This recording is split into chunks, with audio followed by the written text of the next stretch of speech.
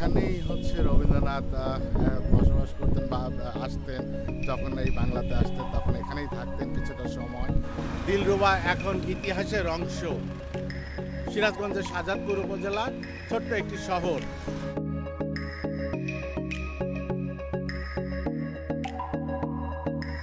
This is lucky from lucky third eye web channel.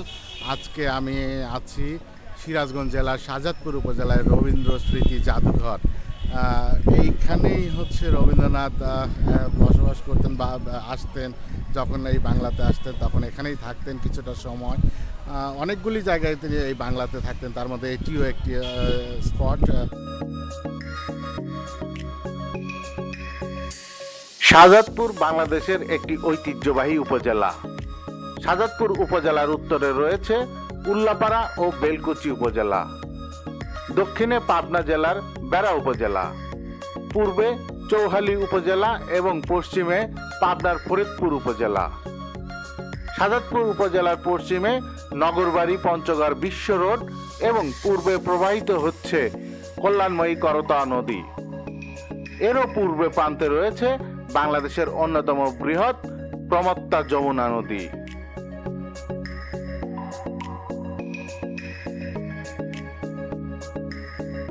Rabindra স্মৃতি বিজড়িত শাহজাদপুর কাচারি বাড়িতে রক্ষিত অর্ডার বুক থেকে জানা যায়, জমিদারি দেখাশোনার কাজে কবিগুরু 1890 সালের জানুয়ারি মাসেই প্রথম শাহজাদপুরে আসেন। 1897 সালের ফেব্রুয়ারি মাস পর্যন্ত বিভিন্ন সময় তিনি এখানে এসেছেন। শাহজাদপুর কাচারি বাড়ি অষ্টাদশ শতাব্দীতে ছিল নীলকরদের কুঠি, যে কারণে এখনো এটা কুঠি বাড়ি বলেই পরিচিত।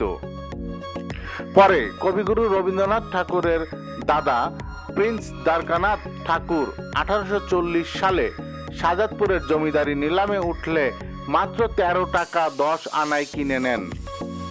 এই এলাকা নাটোরের জমিদারের অংশ ছিল। জমিদারি কিনে নিলে প্রায় 10 বিঘা জমি সহ এই কুঠিবাড়িটিও কবি পরিবারের হাতে চলে আসে। কবিগুরু পিতার নির্দেশে জমিদারির কাজে শাহজাদপুরে বিভিন্ন সময় এসেছেন। কুঠিবাড়িতে বসেই তিনি কালজয়ী সাহিত্য রচনা করেছেন। সেগুলো সোনার তরী কাব্যে অন্তর্ভুক্ত হয়েছে। এ সময় তিনি কিছু ছোট গল্পও রচনা করেন। সেগুলির মধ্যে দুই পাখি, কুমার সম্ভবের গান, ইসামতি নদী, পোস্টমাস্টার, রামকানায়ের নির্বুদ্ধিতা, ছুটি, ক্ষুদিত পাষাণ, অতিথি বিশেষভাবে উল্লেখযোগ্য। এর বাইরেও কবি এ সময় ছিন্নপত্র এবং ছিন্নপত্রাবলীর 38টি পত্র রচনা করেন। পাশাপাশি গানও তিনি রচনা করেছেন শাহজাদপুরের কাচারি বাড়িতেই বসে।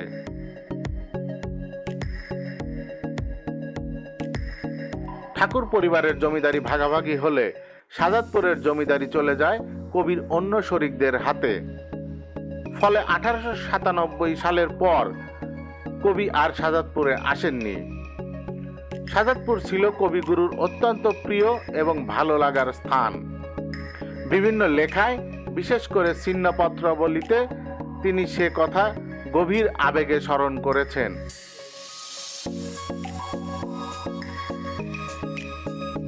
1940 সালে কবিগুরুর মৃত্যুর পর শাহজাদপুরের কাচারি বাড়ি অযত্নে অবহেলায় নষ্ট হতে থাকে। তদুপরি 1947 সালে দেশ বিভাগের পর বাড়িটি পাকিস্তান সরকার প্রথমে শত্রুর সম্পত্তি হিসেবে এবং পরে খাস খতিয়ানে অন্তর্ভুক্ত করেন। পরে বাড়িটি শাহজাদপুর ভূমি অফিসকে বরাদ্দ দেওয়া হয়। ফলে ভবনের নিচতলায় শাহজাদপুরের তহসিল অফিস হিসেবে ব্যবহৃত হতে থাকে। ওপর তলায় কবিগুরু যেখানে থাকতেন সেটি নায়েব তহসিলদারদের থাকা, খাওয়া ও রান্নাঘর হিসেবে ব্যবহৃত হয়। বলার অপেক্ষা রাখে না, কবিগুরুর ব্যবহৃত জিনিসপত্রগুলো তারা ব্যবহার করতে থাকে। এভাবেই ভবনটি সকলের দৃষ্টির আড়ালে চলে যায়।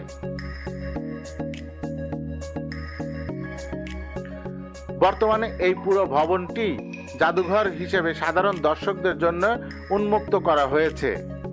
জাদুঘরের প্রথম ও দ্বিতীয় তলায় 16টি কক্ষ রয়েছে। এই 16টি কক্ষেই রয়েছে কবি রবীন্দ্রনাথ ঠাকুর, শিল্পী রবীন্দ্রনাথ ঠাকুর, জমিদার রবীন্দ্রনাথ ঠাকুর, কৃষক বন্ধু রবীন্দ্রনাথ ঠাকুর, অর্থাৎ নানা বয়সের এবং নানা সময়ের বিচিত্র ভঙ্গির সব ছবি। তার একদম ছোটবেলা থেকে মৃত্যুর শয্যার ছবি পর্যন্ত এখানে সংরক্ষিত আছে।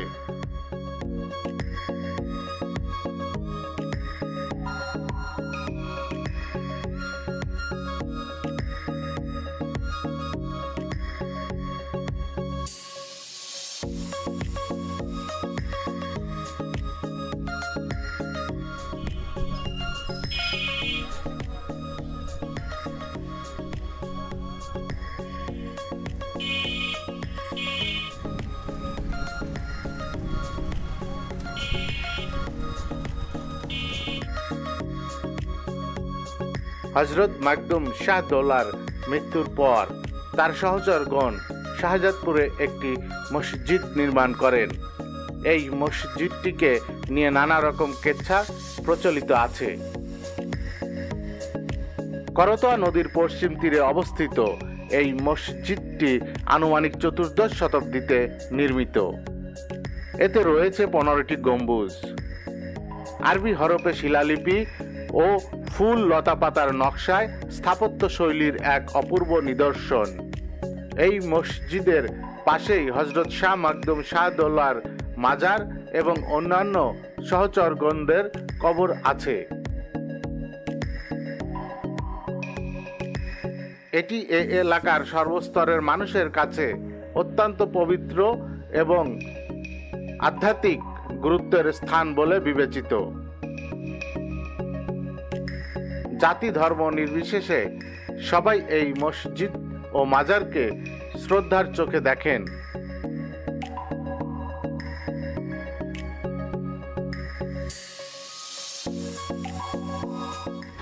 বন্ধুরা, আমি আর নিশাত দুইজন ঘুরতে ঘুরতে খুবই ক্লান্ত, পরিশ্রান্ত, তাই আমাদের খুব ক্ষুধা লেগে গেছে। এখন আমরা পেট পূজা করার জন্য আসছি একটা রেস্টুরেন্টে। নিশাতের জন্য মোরগ পোলাও আর আমার জন্য কাচ্চি।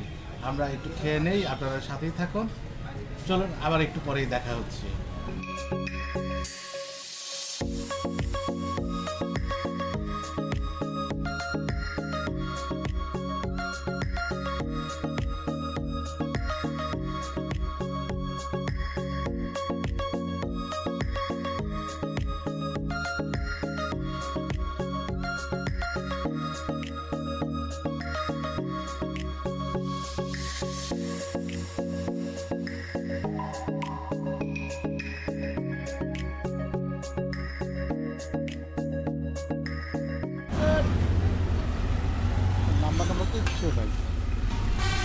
বন্ধুরা, এই সিএনজিটি এই মহাসড়ক ধরে সিরাজগঞ্জের শাহজাদপুর থেকে পাবনা যাবে। মানে এত যে দুঃসাহস!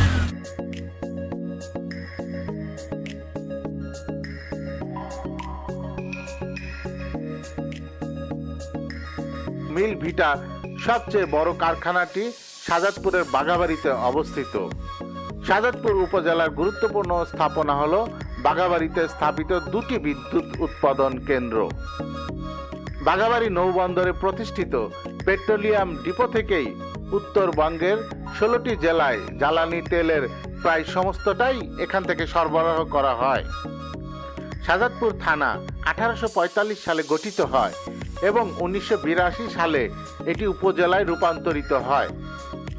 শাহজাদপুর পৌরসভা 20 অক্টোবর 1989 সালে প্রতিষ্ঠিত হয়।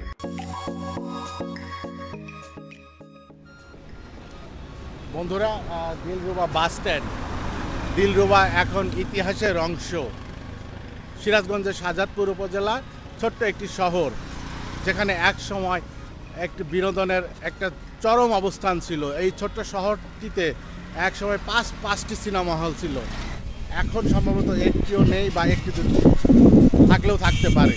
সেই জন্য দিলরুবা একটি সিনেমা হলের নাম। সেই সিনেমা হলটি এখন ইতিহাস। এখানে এখন দিলরুবা বাস স্ট্যান্ড হয়ে গেছে। তো বন্ধুরা, এই ছিল আমাদের সিরাজগঞ্জের শাহজাদপুর উপজেলার ছোট্ট একটি এপিসোড। যদি আপনাদেরকে ভালো লেগে থাকে তাহলে আমার চ্যানেলটিকে সাবস্ক্রাইব করবেন লাইক করবেন, কমেন্টস করবেন, শেয়ার করবেন। আগামীতে আপনাদের জন্য আরও সুন্দর সুন্দর ভিডিও তৈরি করতে চাই, যেতে চাই নতুন লোকেশনে, তথ্য নির্ভর ভিডিও তৈরি করতে চাই। আমার চ্যানেলটিকে সাবস্ক্রাইব করে আপনার পাশেই থাকুন এবং সহযোগিতার জন্য আপনাদেরকে অসংখ্য ধন্যবাদ জানাই। দেখা হবে আগামী সপ্তাহে নতুন লোকেশনে নতুন কোনো তথ্য নিয়ে। ততদিন পর্যন্ত ভালো থাকুন। খোদা হাফেজ।